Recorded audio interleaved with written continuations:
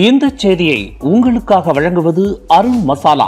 1983 ஆண்டிலிருந்து தரத்துடன் தன்மை மாறாத அறுசுவை சமையலுக்கான அருண் மசாலா.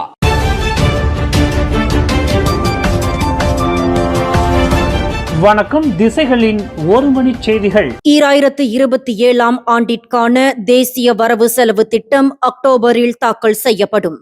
பிரதமர் அன்வார் அறிவிப்பு. 2027 ஆண்டிற்கான தேசிய வரவு செலவு திட்டமானது நாடாளுமன்றத்தில் வரும் அக்டோபர் மாத தொடக்கத்தில் தாக்கல் செய்யப்படும் என்று பிரதமர் டத்தோசரி அன்வார் இப்ராஹிம் தெரிவித்துள்ளார். இன்று வியாழக்கிழமை கோலாலம்பூர் உலக வர்த்தக மையத்தில் நடைபெற்ற மனிதநேய பொருளாதார உலக கருத்தரங்கம் 2026 நிகழ்ச்சிக்கு பிறகு செய்தியாளர்களிடம் பேசிய அன்வார், 2027 ஆண்டிற்கான வரவு செலவு திட்டத்தின் தயாரிப்பு பணிகள் தற்போது நடைபெற்று வருவதாகவும் அதற்கான பணிகள் விரைவுபடுத்தப்பட்டுள்ளதாகவும் தெரிவித்துள்ளார். மேலும் கடந்த ஆண்டு தாக்கல் செய்யப்பட்ட 2026 வரவு செலவு திட்டமானது 470 பில்லியன் ரிங்கெட் மதிப்பில் மலேசிய வரலாற்றிலேயே மிகப்பெரிய தேசிய செலவு திட்டமாக அமைந்ததாகவும் அன்வார் தெரிவித்துள்ளார்.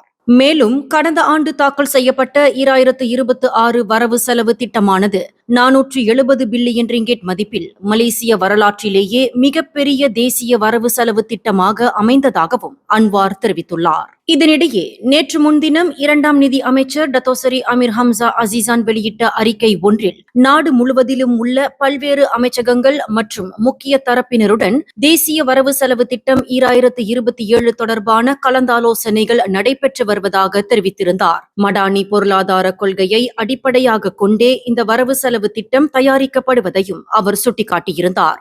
மேலும் 13வது தேசிய திட்டம், தேசிய ஆற்றல் மாற்ற கால அட்டவணை மற்றும் புதிய தொழில்முறை முதன்மை திட்டம் 2030 ஆகியவற்றில் வகுக்கப்பட்டுள்ள அரசாங்கத்தின் கொள்கைகளின்படியே இந்த வரவு செலவு வடிவமைக்கப்படும் என்றும் நாட்டை வரும் 2030 ஆண்டிற்குள் சிறந்த வளர்ச்சி பாதைக்கு கொண்டு செல்வதே இதன் முக்கிய நோக்கம் என்றும் அவர் சுட்டிக்காட்டினார் என்பது குறிப்பிடத்தக்கது.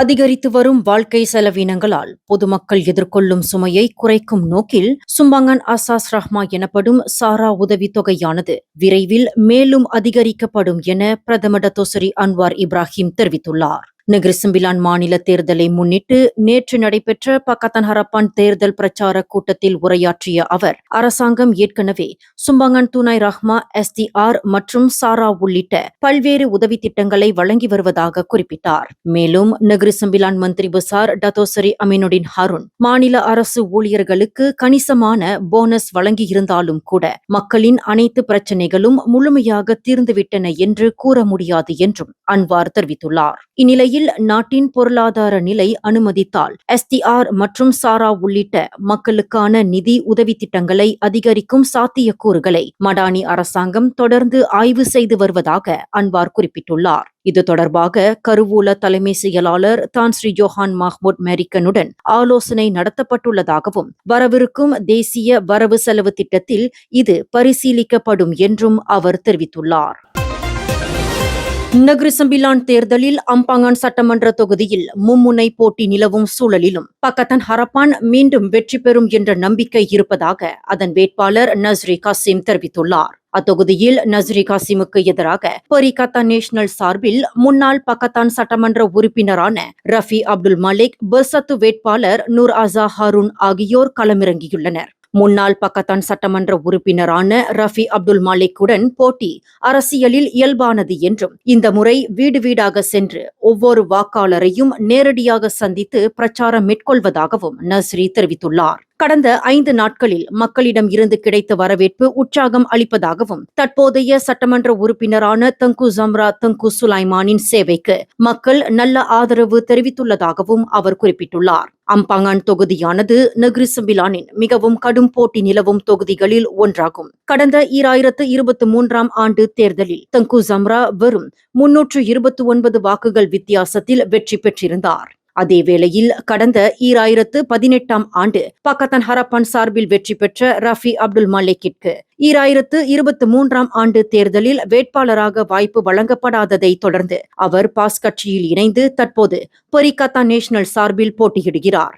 இந்நிலையில் அத்தொகுதியில் பக்கத்தான் மீண்டும் தேர்ந்தெடுக்கப்பட்டால் வளர்ச்சி பெற்ற அம்பாங்கான் தொகுதியில் அடிப்படை உள்கட்டமைப்பு வசதிகளை பராமரித்து மேம்படுத்துவதற்கு முன்னுரிமை அளிக்கப்படும் என்று நஸ்ரி கசீம் உறுதியளித்துள்ளார்.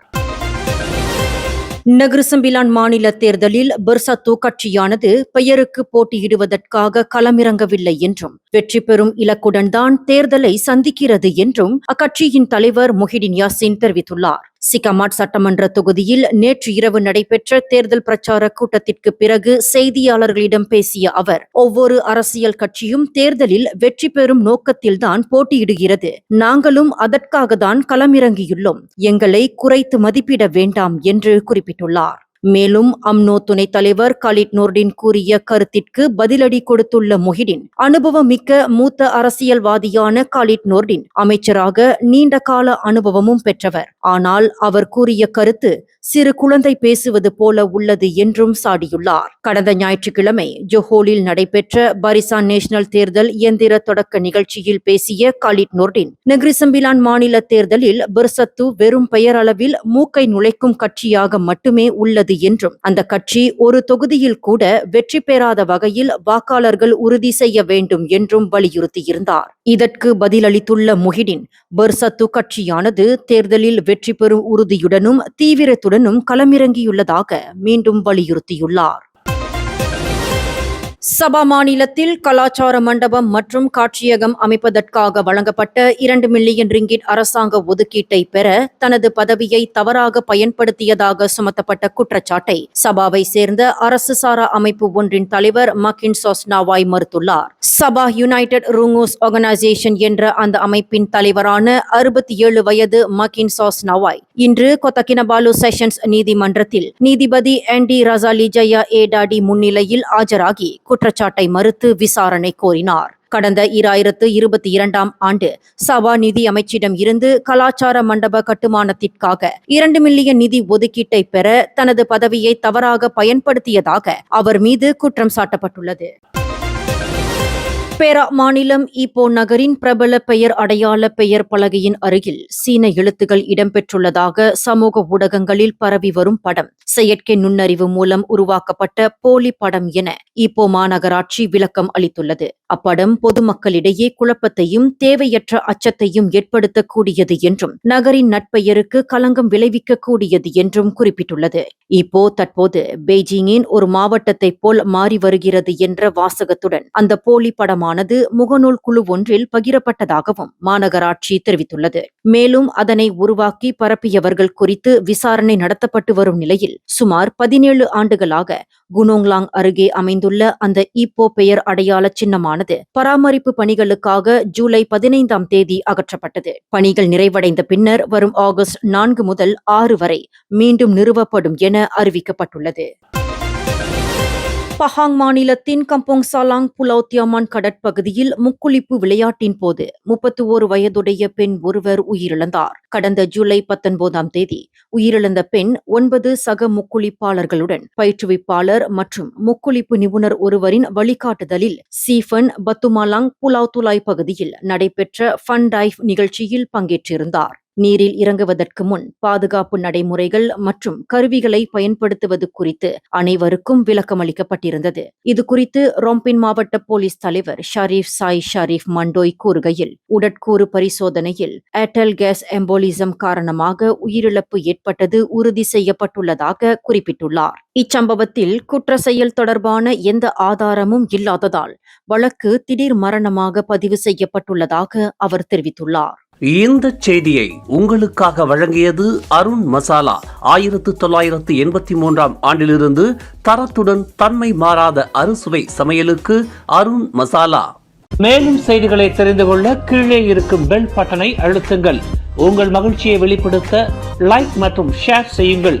தொடர்ந்து திசைகளோடு இணைந்திருக்க சப்ஸ்கிரைப் செய்யுங்கள்.